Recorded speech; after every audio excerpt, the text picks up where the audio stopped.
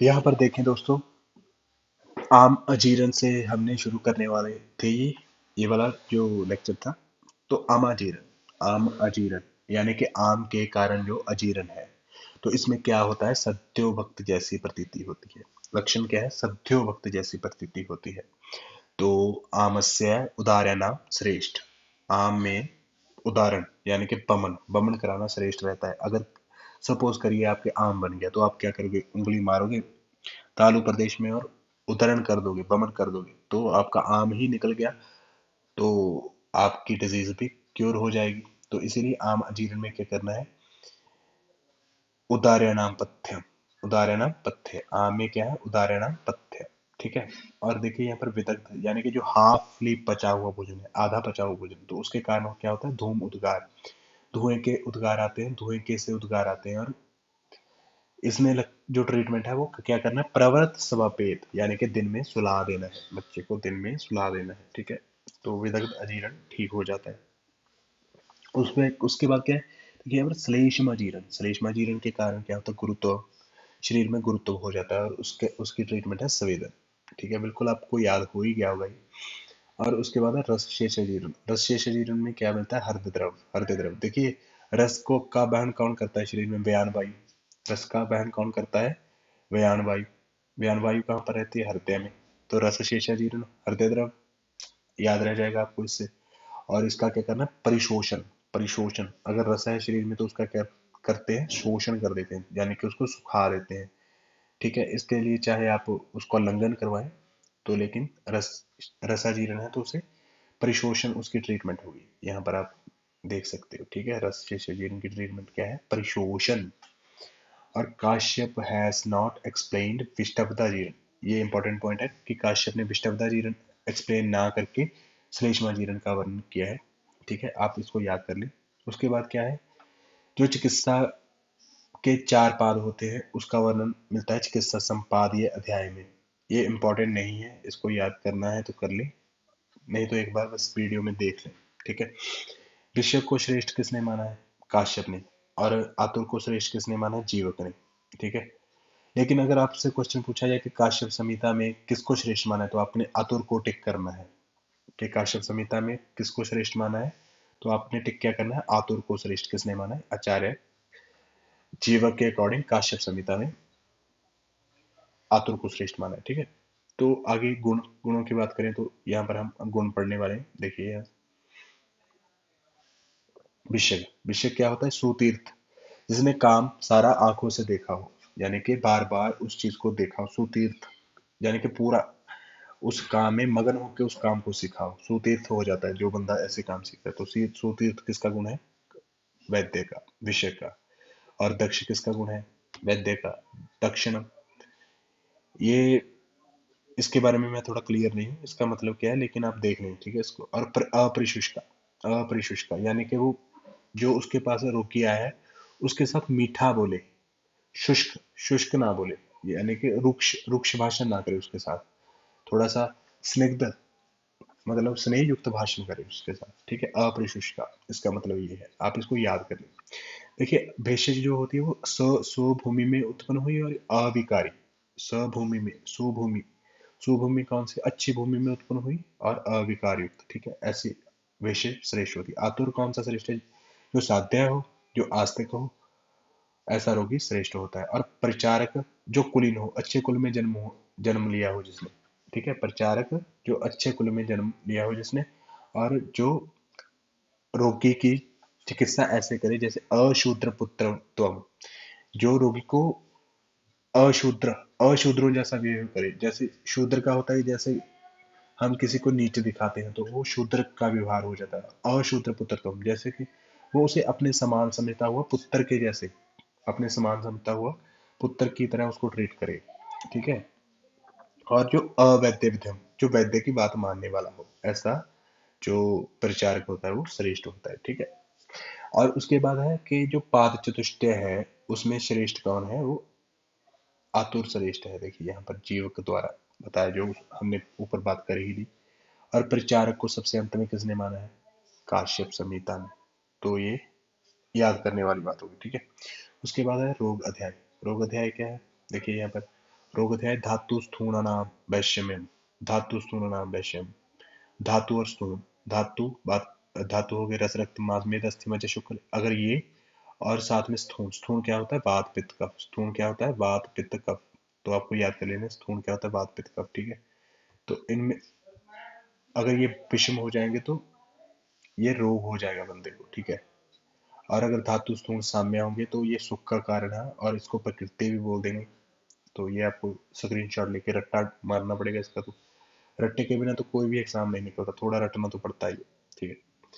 और देखिए चिकित्सा का प्रयोजन क्या होता है, शरीर आयु वर्धेत, मतलब चिकित्सा क्या करती है, शरीर और आयु को बढ़ाती है और विकारों को शांत करती है, ठीक है। विकाराणाम च शांति, शरीर आयु वर्धेत विकाराणाम च शांति, ठीक है।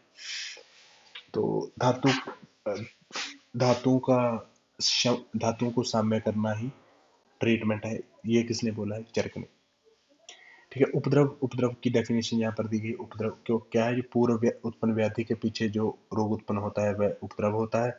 यहाँ पर देखिए चरक ने बोला है कि उपद्रव होता है जो ज्वर का उपद्रव है अतिसार, और यहाँ काश्यप ने ज्वर का उपद्रव अतिसार बताया, और जो आचार्य चरक हैं उन्होंने ज्वर का उपद्रव रक्त पित्त बताया है। ये आपको याद करना है कि ज्वर का उपद्रव अतिसार किसने बताया है, काश्यप ने, और ज्वर का उपद्रव रक्त पित्त किसने बताया, चरक ने।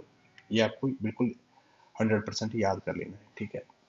उसके बाद है दोषों के स्थान, दोषों के स्थान वात पित्त कफ के, ये तो आपको पता ही है। देखिए वात का स्थान पक्वाशय बताया है चरक ने, पित्त का स्थान अमाशय चरक ने भी बोला है, ये आप सेम याद कर लें। लेकिन कफ का स्थान यहाँ काश्यप ने हृदय प्रदेश बताया, चरक ने क्या बताया, उर प्रदेश, उर प्रदेश, ठीक है। ये आप याद कर लें कि काश्यप ने जो जो जो स्थान बताया है कफ का वो हृदय प्रदेश बताया है, और चरक ने जो बताया है वो उर प्रदेश बताया है, ठीक है, ठीक है। साथ ही आपको एक और चीज जो याद करनी है वो देखिए अस्थि और मज्जा, अस्थि और मज्जा को काश्यप वात का स्थान बताते हैं, और देखिए यहाँ पर संधि और बाहु प्रदेश को, संधि और बाहु प्रदेश को किसका स्थान मानते हैं, कफ का स्थान माना है, ठीक है। इसमें आपको यही याद करना है। और जो अमाशय स्वेद लसिका ये चरक के समान ही काश्यप ने भी माना है, ठीक है।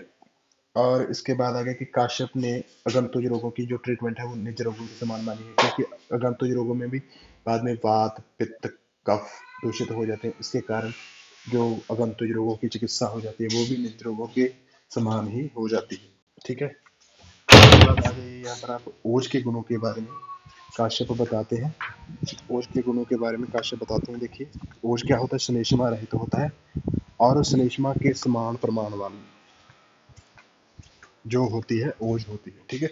ओज क्या होता है, श्लेष्मा रहित और श्लेष्मा के सम प्रमाण वाला होता है, ये पूछा जाता है, ठीक है। और देखिए रंग इसका क्या होता है, कलर इसका क्या होता है, अश्याम रक्तपीतकम, अश्याम रक्तपीतकम क्या होता है रंग, अश्याम रक्तपीतकम, ये आपको याद करना पड़ेगा, ठीक है। और इसकी वृद्धि किससे होगी, मधुर स्निग्ध शीत लघु हितकारी पदार्थ, देखिए बाकी तो सारा इसका कफ के समान मिलेगा, मधुर स्निग्ध शीत, लेकिन यहाँ पर ये जो ओज होता है वो लघु होता है, ये गुरु नहीं होता, ठीक है। लेकिन कफ जो होता है वो गुरु होता है, ठीक है। कई लोग इससे कफ का रिलेशन कर देते हैं, तो वो बिल्कुल गलत हो जाएगा आपका क्वेश्चन। यहाँ पर देखिए लघु है, ओज क्या है लघु, लेकिन कफ जो है वो गुरु होती है, ठीक है। ओज का स्थान क्या है, हृदय, ओज का स्थान क्या है, हृदय, ठीक है, बिल्कुल आपको याद कर लेना है। और उसके बाद जो चरक ने क्या बताया है, रक्त ईशत पीतकम, इसका जो कलर बताया है रक्तम ईशत पीतकम, चरक के अनुसार रक्तम ईशत पीतकम। और जो काश्यप है इन्होंने क्या बताया है, काश्यप ने क्या बताया, आप देखिए यहाँ पर अश्याम रक्तपीतकम, ठीक है, अश्याम रक्तपीतकम, ठीक है। यहाँ पर आप देख लें इसको, ठीक है। और उसके बाद आ जाइए चिकित्सा, चिकित्सा दोषों की जो चिकित्सा है वो चरक ने क्या बताई है, वात की चिकित्सा जैसे बस्ती, है ना, और पित्त की चिकित्सा क्या बोली है, विरेचन, कफ की चिकित्सा बमन बोली है। वैसे ही जो काश्यप हैं वो भी ऐसे ही बोलते हैं, लेकिन जो बच्चों में काश्यप कहते हैं कि बच्चों में अनुवासन वस्ती नहीं देनी, लेकिन चरक तो बाद में अनुवासन वस्ती देते हैं, लेकिन जो काश्यप हैं वो बच्चों में बाद में अनुवासन वस्ती का निषेध करते हैं। ठीक है, ये इंपॉर्टेंट है, तो इसको आप रट्टा मार लें। ठीक है, ग्रह रोगों की संख्या कितनी मानी है? 10। ग्रह रोगों की संख्या कितनी मानी है? 10। ये आपको याद करना है, ग्रह रोगों की संख्या कितनी मानी है काश्यप ने? 10। ठीक है, उसके बाद क्या है, देखिए यहाँ पर काश्यप ने रक्तज और पित्तज रोगों की जो ट्रीटमेंट है और जो कारण है वो समान माने हैं। देखिए यहाँ पर चिकित्सा क्या है इनकी, पहली है जो विरेचन, सर्वप्रथम विरेचन करवाना चाहिए, अगर फिर भी ना ठीक हो तो विसर्पसम चिकित्सा करनी चाहिए, और अंत में रक्तावसेचन कर देना चाहिए। विसर्प की चिकित्सा वैसे भी तो जो चरक बोलते हैं कि विसर्प में श्रेष्ठ चिकित्सा क्या है? रक्तावसेचन। तो इसी प्रकार जो काश्यप है वो रक्त और पित्त के जो कारण है वो समान मानते हैं, उनकी ट्रीटमेंट भी समान ही है। देखिए यहाँ पर पहले विरेचन और फिर विसर्पसम चिकित्सा, फिर क्या है? रक्तावसेचन। तो ये हो गया आपका। ठीक है, और उसके बाद अगर बात करें, देखिए षटकाकार योनि, संतान उत्पत्ति हेतु जो श्रेष्ठ होती है वो षटकाकार योनि होती है। और उत्क्षिप्त योनि क्या होती है? जो उभरी हुई योनि होती है, ऊपर उठी हुई योनि होती है, वो असंतान उत्पत्ति हेतु श्रेष्ठ होती है। लंबी योनि क्या है? लंबी योनि ऐसे होती है थोड़ी सी। तो ये जो जो होता है, ये ना मतलब संतान के वध हेतु श्रेष्ठ होती है, वध हेतु श्रेष्ठ, संतान का वध कर देती है। लेकिन जो उत्क्षिप्त योनि होती है, ये क्या है? असंतान उत्पत्ति हेतु श्रेष्ठ, ये संतान को उत्पन्न ही नहीं करती। और सूचीमुखी योनि का तो वर्णन चरक में भी मिलता है। सूचीमुखी होती है जो दुर्भाग्य के लिए जानी जाती है, ये दुर्भाग्य कारक एक योनि होती है। ठीक है, ये क्वेश्चन पूछा जाता है, तो इसको आप याद कर लें और आगे की वीडियोस के लिए